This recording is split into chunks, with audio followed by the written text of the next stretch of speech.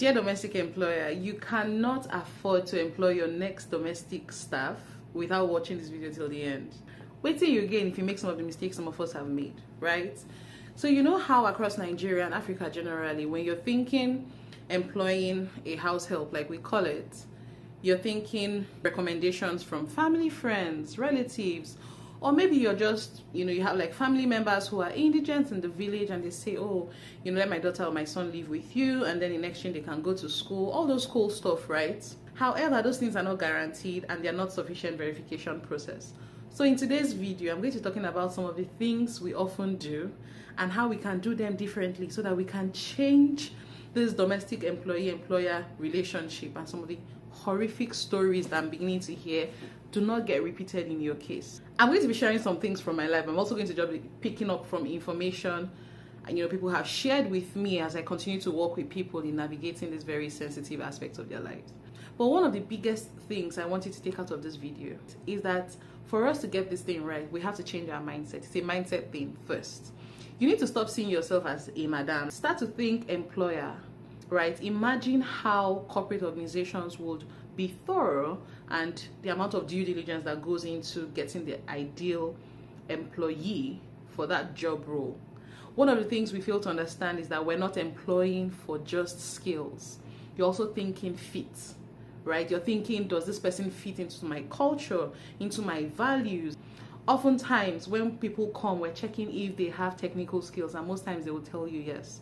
But there is a whole world out there. There's so much you need to be checking for before these people make their way into your home. The first thing I will say, number one, do a proper, thorough interview. Conduct an interview, guys. And I'm not saying you sabi cook, can you carry a baby, where are you from, have you worked before? Those are not interview questions.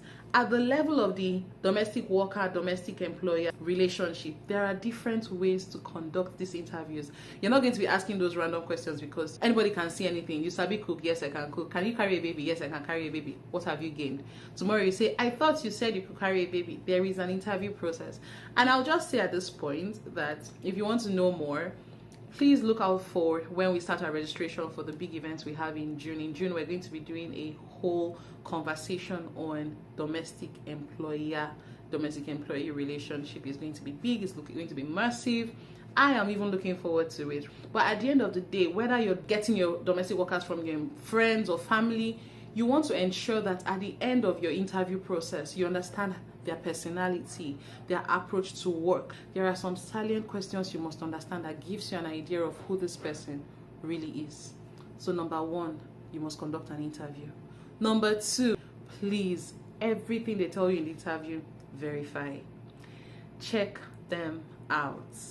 Oh, she came in highly recommended. She came in recommended from this person I absolutely respect. Fantastic. It just does not take away the burden on you to do your own detailed investigation. Check out their NIN. Check out their BVN, guys. Check, verify. Go and find out if they're really who they say they are. If there are documentations they submit to you, WAEC results, whatever documentation is sent to you, check and verify. Do your own investigation, right? It just gives you peace of mind sometimes, and these things do not necessarily guarantee that it translates into a very productive relationship at the end of the day. It just gives you that sense of assurance that I did everything I was supposed to do, and having done all, stand.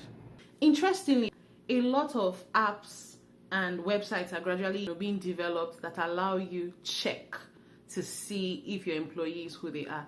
I know there's Check My People, Verify Me. I haven't checked, I haven't used them. So check them out and let me know if those apps actually help you, or websites actually help, with verification. But go the extra mile and verify. Don't play with it. If you need to pay somebody to verify and give you peace of mind, by all means pay. Don't be too cheap. Nothing good really comes easy. And I'm hoping that your relationships start to feel better and more productive and long term, so that your domestic staff turnover is not as bad as it used to be. The third thing I would say you have to do as an employer is to get guarantors. I know you will say I've gone through these processes, I know what you're talking about, I have guarantors. But one mistake we make with the guarantors is that we don't verify. And it's not just calling. I can print out anything and send to you and tell you, these are my guarantors forms. I will tell my brother to be on standby. No, verify, have a proper conversation with guarantors. Help them understand what exactly it is they're guaranteeing. Investigate into their level of relationship with this person. Ask for a specific kind of guarantor, someone that is traceable. So you want to actually go and find out that they live there. I've seen people ask for guarantors that have, work addresses, maybe a government worker, someone who is tied to a place long term, so that if for any reason you're looking for your employee, you know where to go to. Verify, have proper conversations with these people, introduce yourself to them, tell them what this process is about, let them know what their commitment to the process is, and get them to agree, verbally at least, in addition to the written, form of agreement that you have in your hand. It's super important that these people understand what's expected of them. So number 4, and you will think that this is like a no-brainer, like everybody should know it. Well, here we are talking about it. Look, guys, you can't skip this aspect. Like, no matter what you do, if you like, don't verify. If you like, don't conduct interview. If these people eventually make it into your home, before they even make it into your home, conduct a proper medical screening. Let it be thorough. Check for tuberculosis, HIV and AIDS, syphilis, hepatitis A, B, C, D, all of them. Check for them. Check for their general well-being. For the women, we also do pregnancy tests. The idea is just so that we know what we're going into and we're all aligned. We don't want surprises. It doesn't mean the things cannot happen after. It just means that at the point where you were coming into my house, I was at least thorough enough to make sure that this, bases were covered. Quick story. So yours truly was at a phase where my domestic worker left and I was pregnant. Like, I was about to pop, guys, like a week or two to my EDD, and I was gonna have a CS. So I was just desperate because I had like previous bad experiences. Anywho, long story made short, recommendations came and I brought this person into my house. First of all, when do you do medical checkups? From what I've gone through, from my experiences, I will say do it before they leave their base. Wherever they are coming from, there should be a good government hospital there, not in your house. Let someone oversee the process, give you a clean bill of health, and sometimes they don't even come with clean bills of health. They come with things that are manageable if you're sure you can manage it, but let it be done there. The next best time you should be doing a test is when they come into your house. I don't know how they are coming and when they are coming, but let's assume they sleep overnight because they came in late and you couldn't go to the hospital. As the cock crows the next morning, please be sure to take them for tests. Back to my story. 1 week or 2 weeks to pop in, I was scheduled for a CS. My current domestic worker leaves because, hey, that's what they do. And then I eventually, got recommendation, and quickly this person came. I actually did take them for a test. But here's where things get really tricky. I forgot to go back. I didn't forget. I actually did not have the time because things were happening very fast. So I didn't have the time to go back and get the test. Let me pause here and say that's not wise. Make out time and get the test results. But I would have my baby first month recovery post CS, second month, third month, and all this while I just kept having a nudge in my spirit. Go and check. Go and get the results. Go and get the results. But I was just in a very weird phase. So after 3 months of living with us, thankfully, she wasn't handling baby. She wasn't really cooking. Like, once in a while, my mom would just ask her to like stir semo or pound or, those heavy work. But between myself and my mom, we're doing all the cooking and all the baby things, thankfully. I would eventually go to the hospital and get, her test results. And voila, she had a very bad case, chronic case of hepatitis B or C. It was so bad, like the nurses were panicking for me. They were like, oh, we need to check your baby, we need to check your household. I was like, she doesn't do anything for me. But that's still not good enough. I'm not even kidding. But because I was desperate, and look, let me just pause and say that our culture of getting help when we desperately need it is not a good culture. It doesn't allow you to be clear-minded. You will make mistakes. You will not be objective. It's just not a good place to be.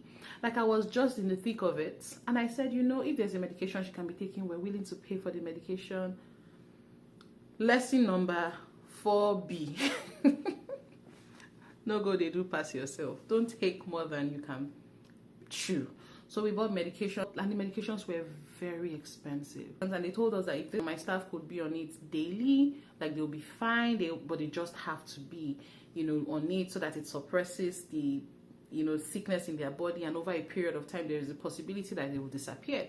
So we're hoping for the best. I bought the medication in bulk and I would give her. So she was supposed to finish, I think it was weekly or so. So I would expect her to come every Tuesday to collect a new batch. And I just did it that way so that I could just monitor to see, you know, if she was really taking it, and it was a good idea I did that. Like, I imagine just giving her the whole thing and not her being accountable to me on whether she was taking her medications. First 2 weeks, good. Third week, Auntie didn't come on Tuesday to collect her medication. I mean, I forgot. Friday, I was like, you've not come for your medication. She said, Auntie, I'm not very sick. Like, she feels normal. Like, there's nothing wrong with her. So she didn't bother. I say, my darling, come and pack your things and be going. I love you, but I can't. Like, I'm dealing with a new child. I'm also just here dealing with this reality, but you're not taking it serious. Like, I can't force you to take medication if you're not feeling like it, right? So yeah, we had, like, immediately I was just like, yeah, thank you very much. We really thought this could work. Apparently not. Please don't be like me. Do a thorough checkup before they leave their base, just so that the emotion, like, you're not going through what I had to go through. The last point I would say, and I know this is not scientific, it's not something you can tell people that if you do it, these are the results you will see tangibly, like something you can hold. Number 5, please pray. Even if you're not religious, just meditate. Just do something that aligns you with a higher power bigger than you, because you are dealing with a human being you have no control over. Unfortunately, we don't have data to track them. You're just gonna have to rely on prayer. I'm not kidding. Honestly, pray. And I'm going to share that every time we've had domestic workers come into my house, if you do it, if you honestly pray, you would get a sense of who they are. I'm yet to see one person who will tell me, you know, it didn't work. Sometimes it's clear, like you just have a clear intuition that this person shouldn't step into my house. Or sometimes when they come, you will see traits very early. You need to pray, guys, for real. Jokes apart, please take time and pray. Pray about the process, pray about this person, pray over your family. Even when they come in and your spirit, you don't have a check in your spirit, like it's like, okay, this person, keep praying for them. This is something I always tell my domestic employers, irrespective of your religious background. Please pray. Pray to whoever you believe in. It's such a big deal. There are really scary stories out there, and I really hope it never happens to you. But I just thought to share some of these things that have helped me personally, and just some of the women in my circle. And when we share things like this, these are some of the 5 key things people do before their domestic worker works into their house. What stood out to you? What are you doing differently that I have not covered in this video? Let's learn. Please share with us. But I hope this video helped you. Share this with one, you know, employer, man or woman, who really needs to hear this before they keep making the same mistakes and expecting different results. All right, fam. Thank you for your time. I'll see you in my next video. Bye.